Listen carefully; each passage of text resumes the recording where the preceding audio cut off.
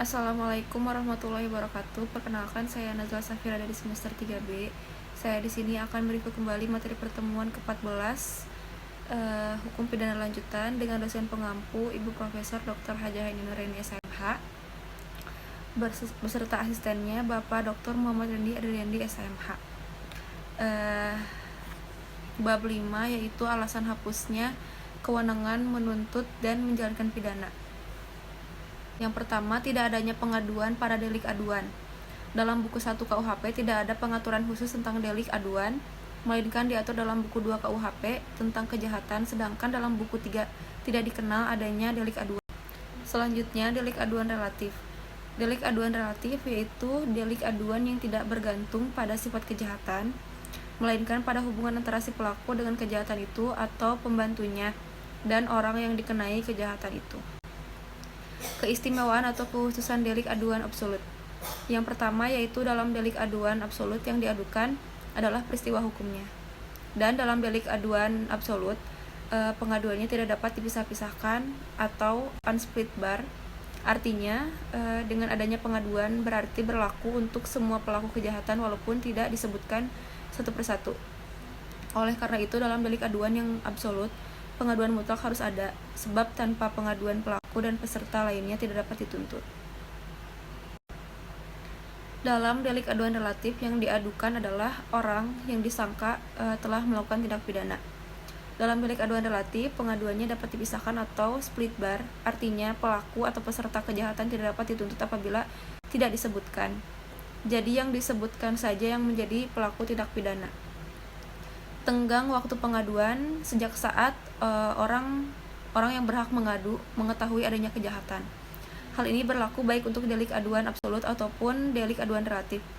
Adapun daluarsa pengaduan adalah setelah 6 bulan apabila korban bertempat tinggal di Indonesia dan 9 bulan apabila bertempat tinggal di luar Indonesia. Pasal 74 KUHP.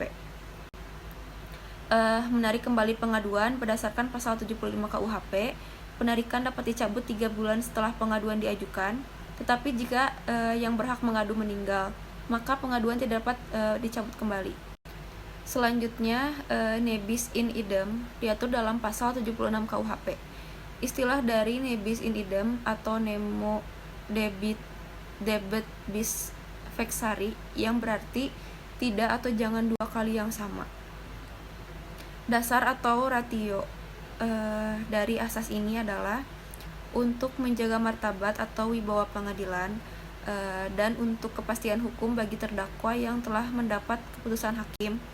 Syarat-syarat nebis idem yaitu ada putusan hakim yang mempunyai kekuatan hukum tetap, putusan yang dijatuhkan berlaku untuk orang yang sama, perbuatan yang dituntut kedua kali adalah sama dengan yang pernah diputus.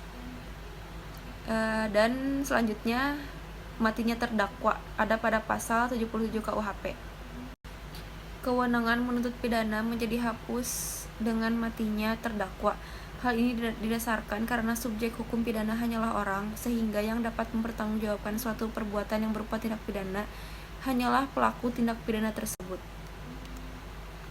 Selanjutnya daluarsa atau verjaring ada pada pasal 78 KUHP. Alasan diberlakukannya daluarsa adalah karena sangat mempengaruhi daya berlakunya penuntutan sehingga memperlemah ingatan terhadap gangguan atas ketertiban yang telah dilakukan, dengan demikian mengurangi pula kegunaan dari penuntutan atau pemidanaan dan menyulitkan pembuktian karena memperkecil kemungkinan akan berhasilnya penuntutan. Jadi maksud dari daluarsa atau tenggang waktu itu adalah untuk memberikan kepastian dan ketertiban hukum terutama untuk penuntut umum.